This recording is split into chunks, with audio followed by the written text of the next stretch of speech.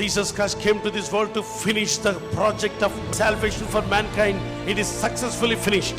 యేసుక్రీస్తు వారి లోకములోనికి వచ్చినటువంటి ప్రాజెక్ట్ ఏంటంటే మానవాళి అందరికీ రక్షణ దయచేయడం. అది విజయవంతంగా సమాప్తమైనది. No longer to suffer anymore. ఇక ఎన్నడూ శ్రమ బాధపడాల్సిన అవసరం లేదు. How much he has to suffer, he suffered. ఎంత శ్రమలు పొందాలో ఆయన పొందారు. How much he has to shed blood, he shed. ఎంత రక్తాన్ని చిందించాలో అంత రక్తాన్ని చిందించారు. How much he has to tolerate his pain, is tolerated. ఎంత బాధను భరించవలసిందో అన్ని బాధలు భరించారు. How much he had to sacrificed. ఎంత త్యాగము చేయవలసిందో అంత త్యాగం చేశారు. Then he said, salvation for mankind, it is done.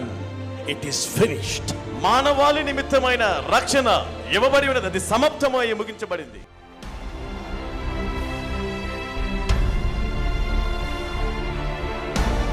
To save you, నిన్ను రక్షించడానికి he shed blood for you on the cross. తన రక్తాన్ని నీ కొరకు సిలువలో చిందించారు. He is the only savior. ఆయన ఒక్కడే రక్షకుడు. సర్వలోక పాపములను యేసు శిలువలో మోసి రక్తమును కార్చినందున ప్రతి మనిషి మీద ఉన్న పాప శాపం తొలగించినందున ఈ దినాన్ని గుడ్ ఫ్రైడే అని పిలిచారు.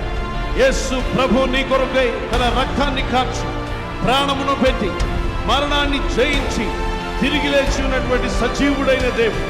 ఆయన ఈ లోకానికి సర్వ ప్రజలకు పాప క్షమాపణ ఇచ్చే దేవుడు. ఈ లోకంలో ఉన్న ప్రతి ఆత్మకు రక్షణ ఇచ్చే దేవుడు. బోలో యేసు మహారాజ్ కే జై. బోలో యేసు మహారాజ్ కే జై.